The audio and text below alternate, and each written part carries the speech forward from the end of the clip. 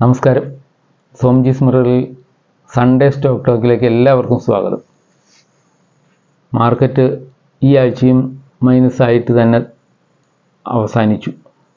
24,968 നിരത്തിയിരിക്കുന്നു Nifty. 25,000 എന്ന സപ്പോർട്ടൊക്കെ break ചെയ്ത് പോകുന്നു. ഇതിനു മുമ്പത്തെ ആഴ്ചയിലെ 25,600 എത്തുന്ന സമയത്ത് എല്ലാവരും ഒരു ബ്രേക്ക് ഔട്ട് പ്രതീക്ഷിച്ചിരുന്നു എന്നുള്ളത് വസ്തുതയാണ്. പുതിയ ഹൈകൾ വരാൻ സാധ്യതയുണ്ട് എന്നൊക്കെയുള്ള രീതിയിൽ തീർച്ചയായിട്ടും ചർച്ചകൾ വന്നു. ആളുകൾ അതെല്ലാം പ്രതീക്ഷിച്ചിട്ടുണ്ടെന്നുള്ള ഒരു വസ്തുതയായിരുന്നു. പക്ഷേ നേരെ വിപരീതമാണ് സംഭവിച്ചത്. താഴോട്ട് തന്നെ മാർക്കറ്റ് പോന്നു. കഴിഞ്ഞ 4-5 ട്രേഡിംഗ് ഡേയിലും മാർക്കറ്റ് താഴോട്ട് വരികയാണ് ഉണ്ടായത്. 4 ട്രേഡിംഗ് ഡേയിലും താഴോട്ട് വന്നു. ഒരു ദിവസം മാത്രം ഒരല്പം ഉയർന്നു. 25,000 ബ്രേക്ക് ചെയ്ത് അങ്ങനെ താഴോട്ട് വന്നു വെള്ളിയാഴ്ച. ഇനി അടുത്ത സപ്പോർട്ടിനെ കുറിച്ചൊക്കെ എല്ലാവരും ആലോചിച്ചു തുടങ്ങി. 24,800 750-800 ഒരു സപ്പോർട്ടുണ്ടെന്ന് പറയുന്നു. അത് ബ്രേക്ക് ചെയ്ത് പോരാനിടയായാൽ താഴോട്ട് വരിക തന്നെ ചെയ്യും. 24,500 അതും 24,500-നും 24,300 വരും സാധ്യതയുണ്ടെന്നാണ് പറയുന്നത്.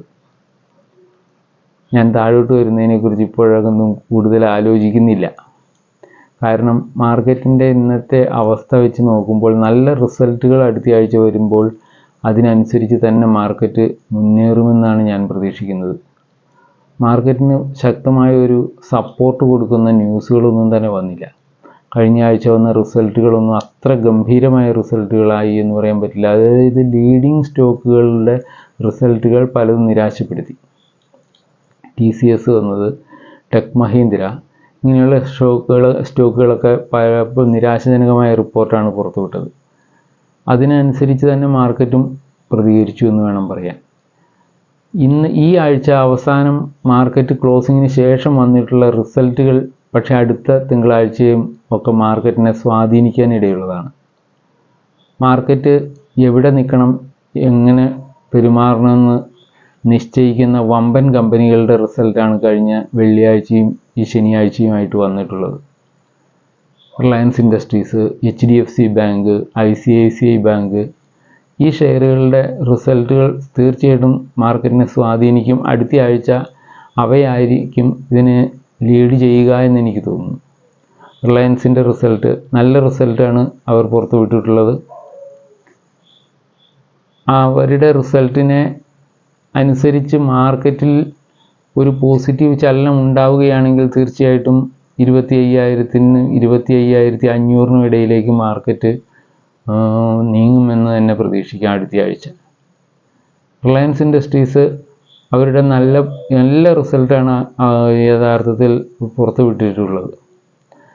ഇത്തിരി മോശം പ്രകടനം കാഴ്ചവെച്ച അവരുടെ ഓയിൽ ആൻഡ് ഗ്യാസ് മേഖലയാണ്. അതിൻ്റെ വളർച്ചയിലും പ്രോഫിറ്റിലും ഒരല്പം പുറകോട്ട് പോയി. -4% വളർച്ചയാണ് ഉണ്ടായിട്ടുള്ളത്. അതായത് കഴിഞ്ഞ ക്വാർട്ടറിനേക്കാൾ താഴെയാണ് ഈ ക്വാർട്ടറിൽ അവരുടെ വളർച്ച. ഒരു 4% കുറയുകയാണ് ഉണ്ടായത് ലാഭത്തിലൊക്കെ. ബാക്കിയുള്ള എല്ലാ സെക്ടറുകളും നല്ല രീതിയിൽ വളരുകയുണ്ടായി. അപ്പോൾ അതിനനുസരിച്ച് അവരുടെ റിസൾട്ട് മെച്ചപ്പെട്ടു. നമുക്ക് ഏകദേശം അതിലൂടെ ഒന്ന് കണ്ണോടിച്ചിട്ട് പോകാം. ഈ 3 റിസൾട്ടുകൾ എങ്ങനെയുണ്ടായി എന്നുള്ളത് മെയിനായിട്ടുള്ള ചില കാര്യങ്ങൾ മാത്രം പറയുന്നു. കൂടുതൽ വിശദീകരണങ്ങൾ എടുക്കേണ്ട കാര്യമുണ്ടെന്ന് എനിക്ക് തോന്നുന്നില്ല. കാരണം അതിൻ്റെ റിസൾട്ടൊക്കെ എല്ലായിടത്തും അവൈലബിളാണ്, നിങ്ങൾക്ക് അവ നോക്കാവുന്നതാണ്. അതായത് റിലയൻസിൻ്റെ പ്രോഫിറ്റിലുണ്ടായ വർധന എന്ന് പറഞ്ഞാൽ 76% വർധനയാണെന്നാണ് അവർ പറയുന്നത്. 76% വർദ്ധിച്ച് 30,681 കോടി രൂപയാണ് ഈ ക്വാർട്ടറിലെ ലാഭം അവർക്കുണ്ടായിരിക്കുന്നത്. എന്ന് പറയുമ്പോൾ അതിനകത്ത് അതർ ഇൻകമിൽ ഒരു വലിയ കുതിപ്പുണ്ടായിട്ടുണ്ട്. അതാണ് ഇതിനെ ഈ രീതിയിൽ ഉയർത്തിയത്. അതർ ഇൻകം എന്ന് പറഞ്ഞാൽ അവർ ഏഷ്യൻ പെയിൻറ്റ്സിൻ്റെ ഷെയറുകൾ, അവരുടെ കയ്യിലുണ്ടായിരുന്ന ഷെയറുകളെല്ലാം വിറ്റെടുത്തു. അങ്ങനെ ഒരു 8,964 കോടി രൂപ ഈ അതർ ഇൻകം വഴി അവർക്ക് കിട്ടി. അതാണ് ഈ പ്രോഫിറ്റിനെ ഇത്രമേലെ ഉയർത്തിക്കൊണ്ടുവന്നിട്ടുള്ളത്. നമുക്കിതിൻ്റെ അത് മാറ്റി നിർത്തിയാൽ 25% വർധനയാണ് കമ്പനി പ്രവർത്തനങ്ങളിൽ ഉണ്ടായിട്ടുള്ളതെന്നാണ് അവർ പറയുന്നത്. അതുപോലെ റിസൾട്ടിൽ കണ്ടിട്ടുള്ള ചില കാര്യങ്ങൾ നമ്മൾക്കൊന്ന് നോക്കാം. ഇതിൻ്റെ ഓരോ സെക്ഷനിൽ എങ്ങനെയുണ്ടായി വളർച്ച എന്ന് നോക്കിക്കഴിഞ്ഞാൽ ജിയോയുടെ വർധനവ് എന്ന് പറഞ്ഞു കഴിഞ്ഞാൽ 23% വർധനവുണ്ടായി പ്രോഫിറ്റിൽ. അതായത് 18,312 കോടി രൂപയായി. 23% വർധന. കെമിക്കൽ വിഭാഗത്തിലുണ്ടായ വർധന എന്ന് പറഞ്ഞാൽ 11%, 14,511 കോടി രൂപ. റിലയൻസ് റീറ്റെയിലിൻ്റെ വളർച്ചയിൽ 13% ഉയർച്ചയുണ്ടായി പ്രോഫിറ്റിൽ, അതായത് 6,831 കോടി രൂപ. ഓയിൽ ആൻഡ് ഗ്യാസ് ആണ് 4% കുറഞ്ഞു. കഴിഞ്ഞ തവണത്തേൽ നിന്ന് 4% കുറഞ്ഞ പ്രോഫിറ്റിലേക്ക് പോയത് ഈ ഓയിൽ ആൻഡ് ഗ്യാസ് മേഖല മാത്രമാണ്. പിന്നെ മീഡിയയും അതർ കമ്പനികൾ, ചെറിയ കമ്പനികളിലൊക്കെയുള്ള നിക്ഷേപങ്ങളിൽ നിന്നുള്ള അതിൻ്റെയൊക്കെ വരുമാനം, അതായത് മീഡിയയിൽ TV18 എന്ന് പറയുന്ന കമ്പനി, റിലയൻസിൻ്റെ സ്പോർട്സ് ചാനൽ, അങ്ങനെയുള്ളതൊക്കെ അങ്ങോട്ട് കൂടിയിട്ട് അവർക്ക് വമ്പിച്ച വർധന ഉണ്ടായി. പ്രോഫിറ്റിൽ 29% വർധന കാണിച്ചു. 2,589 കോടി രൂപയാണ് അതിൽ അവർക്ക് വർധന ഉണ്ടായത്. അപ്പോൾ ഈ മേഖലകളൊക്കെ തന്നെ അവർ നല്ല രീതിയിൽ മുന്നോട്ട് പോയി. അതിൽ ഓയിൽ ആൻഡ് ഗ്യാസിനുള്ള പ്രവർത്തനങ്ങളിലുണ്ടാകുന്നതെന്ന് പറഞ്ഞാൽ അവരുടെ KD6 മറ്റേ ഓയിൽ പ്രൊഡ്യൂസിങ് മേഖലയിൽ അവർക്ക് നഷ്ടമുണ്ടായി. അവിടെ ഒരു പ്രൊഡക്ഷൻ കുറഞ്ഞു. അപ്പോൾ ആ രീതിയിൽ അത് വന്നതുകൊണ്ടാണ് ഇതിന് ഇത്ര പ്രോഫിറ്റിൽ പുറകോട്ട് പോയത്. എന്നിരുന്നാലും ഏത് രീതിയിൽ നോക്കിയാലും റിലയൻസിൻ്റെ റിപ്പോർട്ട് വളരെ ഗംഭീരമായ റിസൾട്ട് തന്നെയാണ് അവർ പുറത്തു വിട്ടിട്ടുള്ളത്. ഇതിനകത്ത് വേറെ ചില കാര്യങ്ങളുള്ള എന്താണെന്ന് വെച്ചാൽ, മാർക്കറ്റ് പ്രതീക്ഷിച്ചിരുന്നത് ഇതൊന്നും ആയിരിക്കില്ല. മാർക്കറ്റിൻ്റെ പ്രതീക്ഷകൾക്ക് അനുസരിച്ചായിരിക്കില്ല ഈ റിസൾട്ട് വന്നിട്ടുള്ളതെന്നാണ് എനിക്ക് തോന്നുന്നത്. കാരണം ഇവർ മാർക്കറ്റിൽ റിലയൻസ് റീറ്റെയിലിൻ്റെ ഡീമർജറിൻ്റെ പ്രഖ്യാപനങ്ങളുണ്ടാകും എന്നൊക്കെ ഇവർ പലരും മാർക്കറ്റ് പ്രതീക്ഷിക്കുന്നുണ്ട്. അപ്പോൾ അതങ്ങനെയൊക്കെയാണ്. അതിപ്പോൾ ആ രീതിയിൽ മാർക്കറ്റ് ഇതിനെ സപ്പോർട്ട് ചെയ്യുമെന്ന് പറയാൻ പറ്റില്ല. എന്നിരുന്നാലും നല്ല റിസൾട്ടാണ് അവർ പുറത്തു വിട്ടിട്ടുള്ളത്. റിലയൻസ് റീറ്റെയിലിൻ്റെ ഡീമർജർ എന്ന് നടക്കുമെന്ന് കൃത്യമായിട്ട് അവർ പറഞ്ഞിട്ടില്ല. പക്ഷേ അതിനുള്ള രജിസ്ട്രേഷൻ ആപ്ലിക്കേഷൻ റിക്വയർമെൻറ്റുകളെല്ലാം അവർ നടത്തിയിട്ടുണ്ട്. അപ്പോൾ അതിൻ്റെ അനുമതി കിട്ടുന്ന അനുസരിച്ച് അവർ നടത്തുമെന്നാണ് പറയുന്നത്. അത് ഇതിനു മുമ്പ് റിസൾട്ട് വരുന്നതിന് മുമ്പ് ന്യൂസിൽ വന്നിട്ടുള്ള കാര്യങ്ങളായിരുന്നു. അത് ഇതിൻ്റെ റിസൾട്ടിൻ്റെ കൂടെ അവർ അവലോകനത്തിൽ അത് ഉൾപ്പെടുത്തിയിട്ട് പോലുമില്ല. അങ്ങനെയുള്ളൊരു വ്യത്യാസമുണ്ട്. എനിവേ, നല്ല റിസൾട്ടായിരുന്നു. മറ്റൊന്ന് HDFC ബാങ്കാണ്. മാർക്കറ്റിലെ ഏറ്റവും മാർക്കറ്റ് വാല്യൂ ഉള്ള ഷെയറായ റിലയൻസിൻ്റെ റിസൾട്ട്, ഇത് മൂന്നാമത്തെ വാല്യൂഡ് കമ്പനിയായ HDFC ബാങ്കിൻ്റെ റിസൾട്ട്, അതുപോലെ തന്നെ ICICI ബാങ്ക്, ഇതൊക്കെ റിസൾട്ട് കൊണ്ടുവരുമ്പോൾ തീർച്ചയായിട്ടും HDFC ബാങ്കൊക്കെ അനങ്ങി കഴിഞ്ഞാൽ മതി. നിഫ്റ്റിയിലൊക്കെ നല്ല മൂവ്മെൻ്റ് ഉണ്ടാകും. അതായിരിക്കും മാർക്കറ്റിനെ ലീഡ് ചെയ്യുക. ആ രീതിയിലൊക്കെ നമുക്ക് ചിന്തിക്കുന്നതിന് കുഴപ്പമൊന്നുമില്ല. പക്ഷെ അങ്ങനെ സംഭവിച്ചോളണമെന്ന് നിർബന്ധമൊന്നുമില്ല. മാർക്കറ്റിൻ്റെ സെൻറ്റിമെൻറ്റ്സ് ആയിരിക്കില്ല ഈ ഇതിൽ അപ്ലൈ ചെയ്യപ്പെടുമ്പോൾ നമുക്ക് കിട്ടുന്ന റിസൾട്ട്. അതായത് HDFC ബാങ്കിൻ്റെ റിസൾട്ട് നല്ല രീതിയിലുള്ള റിസൾട്ടാണ് അവർ പുറത്തുവിട്ടിട്ടുള്ളത്. നെറ്റ് പ്രോഫിറ്റ് അവർക്ക് 12.2% വർധനയുണ്ടായിട്ടുണ്ടെന്നാണ് പറയുന്നത്. 18,155 കോടി രൂപയാണ് അവർക്ക് ഇതുണ്ടായിട്ടുള്ളത്. നെറ്റ് ഇൻട്രസ്റ്റ് ഇൻകമാണ് 5.4% വളർന്ന് 31,438 കോടി രൂപയായി.